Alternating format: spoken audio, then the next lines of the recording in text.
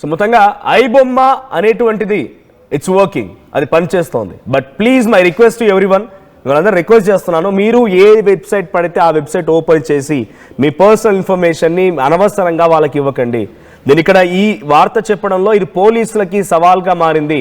కొత్త కొత్త రూపాల్లో కొత్త కొత్త పేర్లతో ఐబొమ్మ రవి లాంటి వ్యక్తి బ్యాక్ ఎండ్ టీమ్ని ఏర్పాటు చేసుకొని మళ్ళీ సినిమాల్ని చూపిస్తూ ఉన్నాడు. ఒకసారి మళ్ళీ మీకు చూపిస్తారని, ఒకసారి మళ్ళీ మీకు ఆ వెబ్సైట్ ఎలా రన్ చేస్తుందని నేను ఆల్రెడీ ఓపెన్ చేస్తాను, దాన్ని మళ్ళీ మీకు చూపించే ప్రయత్నం చేస్తాను.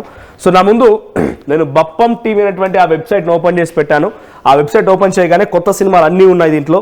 ఒక ఎగ్జాంపుల్ టేకింగ్ ఒక ర్యాండమ్ సినిమాని క్లిక్ చేశాను. ఆ తర్వాత ఇక్కడ movie link, copy link, movie ID, copy ID. So ఇది ఉంది.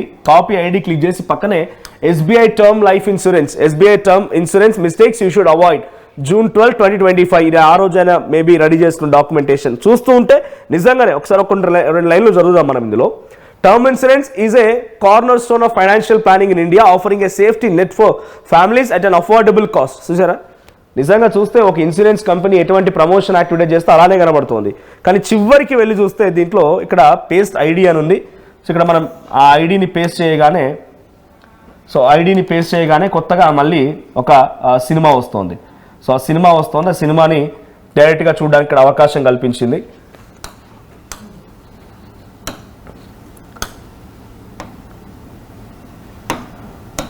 చలో కథం, కొత్త సినిమా ఓపెన్ అయిపోయింది మళ్ళీ. సో ఇట్లా అన్ని సినిమాలకి, ఇక్కడ ఉన్న సినిమాలన్నింటికి కూడా యాక్సెస్ మళ్ళీ క్రియేట్ చేయగలిగాడు ఐబొమ్మ రవి. సో ఇవన్నీ మిర్రర్ వెబ్సైట్లు, ఒకదాని తర్వాత ఒకటి వస్తున్న వెబ్సైట్ ఇవన్నీ కూడా. So please be careful. ఇటువంటివి చూసి అనవసరంగా మీరు మళ్ళీ ఏదో ఒక వెబ్సైట్ ఓపెన్ చేసి ఆ వెబ్సైట్లో మీ పర్సనల్ ఇన్ఫర్మేషన్ని పెట్టి అనవసరంగా మీ ఇన్ఫర్మేషన్ వాళ్ళకి పాస్ చేయకండి.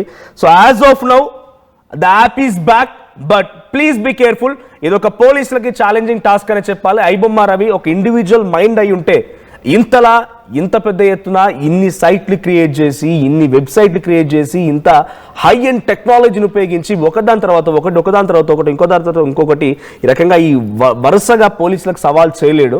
So something is big team running behind him. ఇది ఒక పెద్ద టీం పనిచేస్తోంది.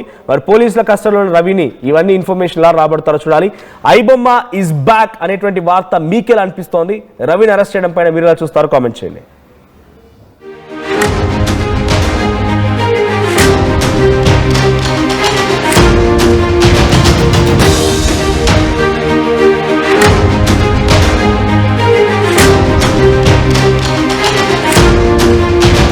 చరిత్ర సృష్టించినోడు